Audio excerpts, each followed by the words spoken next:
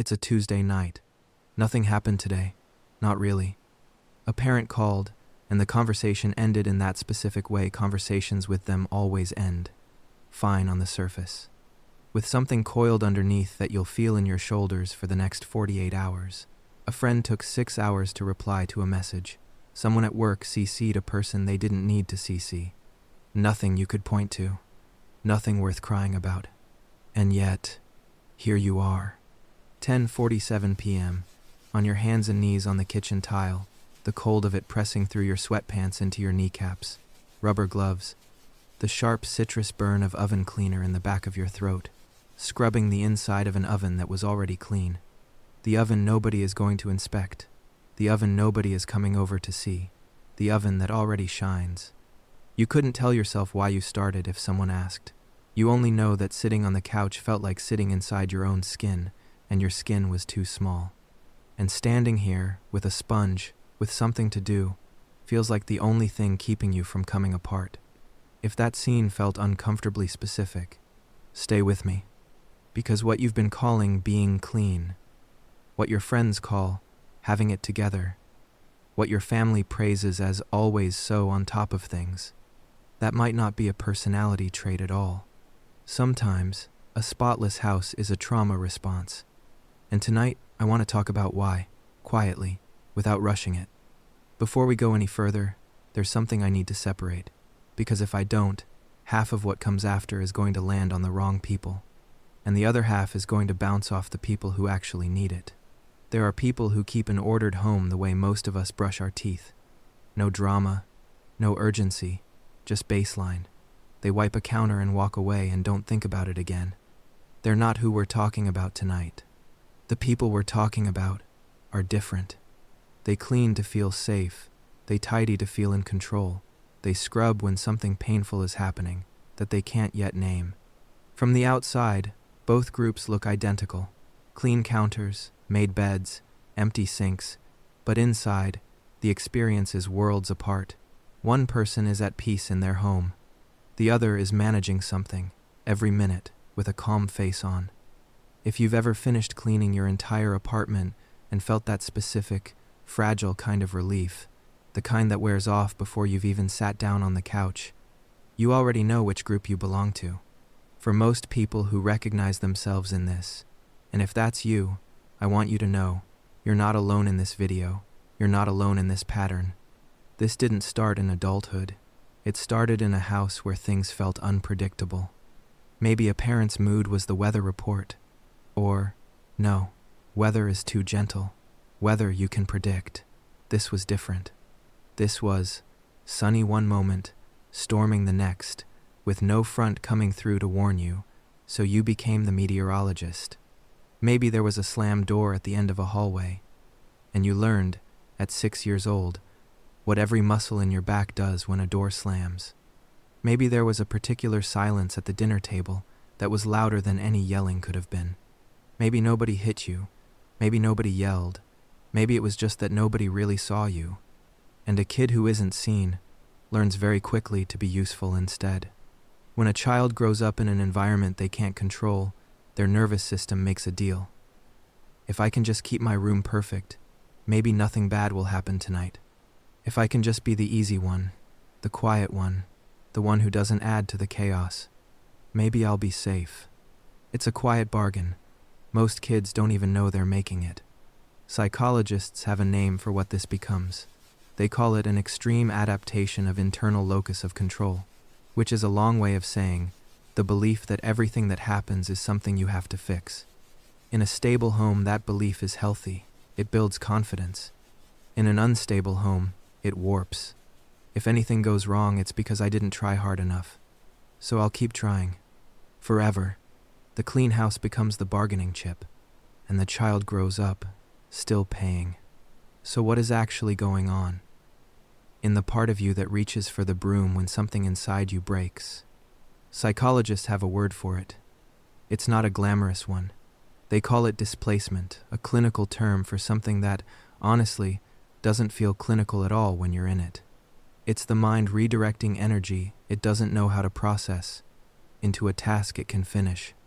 Watch how this plays out in a real week. A conversation with someone you love ends badly, and instead of sitting with that ache in your chest, you find yourself stripping the bed. Someone said something at work that lodged itself somewhere under your ribs, and suddenly the spice rack is being alphabetized, even though you didn't decide to do that. You didn't plan it. Your hands just started. You got news you don't know what to do with, and the bathroom mirror is getting wiped down for the second time today. The brain reaches for these tasks because it is starving for resolution. Real life so rarely gives us that. Apologies go unsaid. Wounds stay open. People disappoint you and never circle back to acknowledge it. But a sparkling sink? That has a beginning, a middle, and an end. You can see it. You can prove it. You can stand in front of it and feel, for just a second, like something in your world responded to your effort.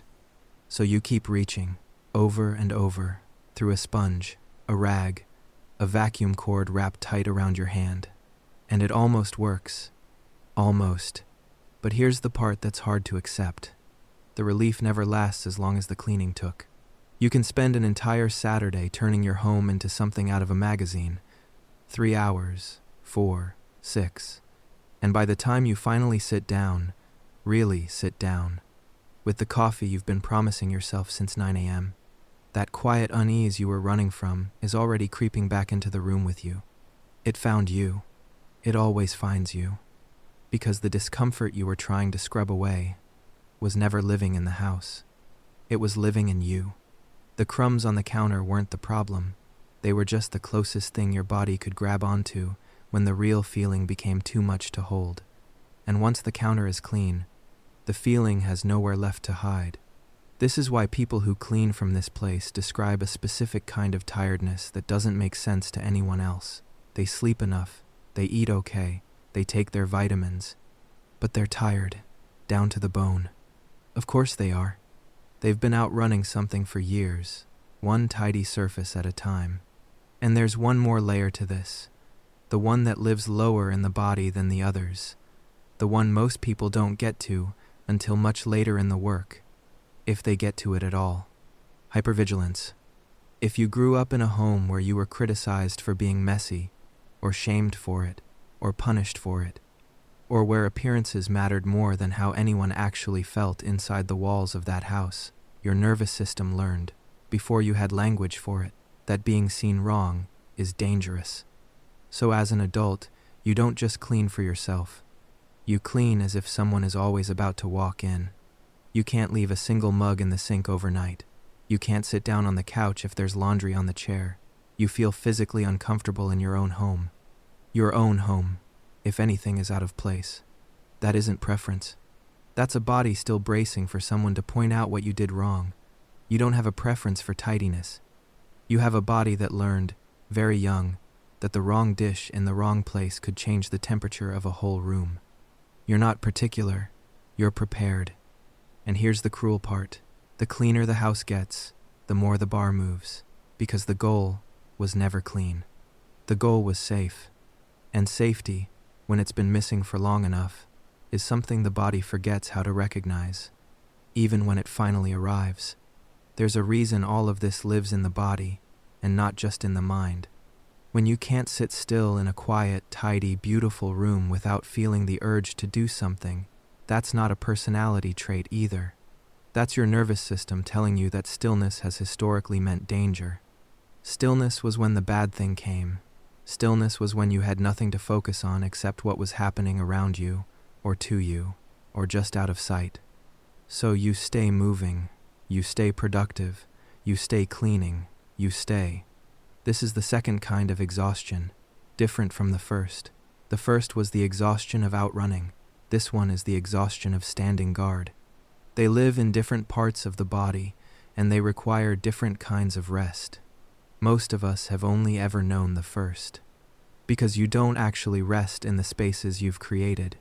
You maintain them, you patrol them, you use them as proof, to yourself, that you're okay. But a home is supposed to feel like an exhale. If yours feels like a performance, even when no one is watching, that's worth noticing. So what do we do with all of this? I'm not going to hand you a list, not because there isn't one, but because if you've made it this far in the video, a list is the last thing you need. You've been running on lists your whole life. What I want to do instead is sit next to you for a minute and ask one question, the one most of us spend decades avoiding. Who am I doing this for? Am I cleaning because I genuinely love a calm space? Or am I cleaning to outrun a feeling I haven't been allowed to feel? Am I making the bed because I love how it looks in the morning sun? Or because if I don't, some old voice in my head, a voice that isn't even mine, not really, says I'm a failure? Am I scrubbing this floor because it needs it? Or because I need to feel like I'm doing something with my hands so that I don't have to feel? What's underneath? The answer doesn't make you broken. It makes you human, and it makes you someone who survived. There is an 8-year-old inside you who is still on duty, still scanning the room, still earning safety with small, careful hands. And nobody has told that kid, gently enough, that it's okay to clock out. Part of healing, the slow, unglamorous part, is learning to be the one who tells them. Healing this isn't about letting your house fall apart. That's the fear that keeps so many of us from even examining the pattern in the first place. We think the only alternative to compulsive order is total collapse. It isn't. It's about catching yourself in the moment your hand reaches for the sponge and pausing, just pausing, asking, what am I feeling right now that I'm trying not to feel? Sometimes you'll have an answer, sometimes you won't. Both are okay. It's about leaving one dish in the sink overnight, on purpose, and noticing what happens in your chest when you do. Spoiler, probably nothing catastrophic. But the discomfort you feel in those 30 seconds will tell you something true about what your body has been carrying. It's about sitting on the couch in a slightly imperfect room and learning, slowly, in increments, your nervous system can actually absorb, that nothing bad happens when you stop performing. That the people who love you do not love you because of your baseboards. That rest is allowed, even when the laundry isn't folded. It's about realizing that your worth was never tied to a clean counter, that you don't have to earn your way into deserving a moment of peace, that a home is supposed to hold you, not the other way around. If any of this landed somewhere tender, take that seriously. The fact that you clicked on this video means some part of you already knew. The body knows before the mind catches up. The house knows before you do. You're not obsessive. You're not, and I want to be careful with this word, you're not just particular. You're not high maintenance. You're not controlling. You're not any of the words people might have used to describe a thing they didn't understand and didn't know how to ask about. You adapted, beautifully, intelligently, completely, in the only way a child could. And that adaptation kept you functional through things that should have broken you. But you're not that child anymore. You don't have to clean to be safe. You're already safe. The threat has passed, even if your nervous system hasn't caught up yet. Let the dish stay in the sink tonight. Let the bed stay unmade for one morning. Let the house breathe. Let yourself breathe inside it. You've earned that. More than you know. If something in this video found you tonight, leave a comment so I know you were here. If someone in your life needs to hear this, send it to them. And if you want more of these slow, quiet conversations, subscribe. There's a new one every week. That's it. Be gentle with yourself.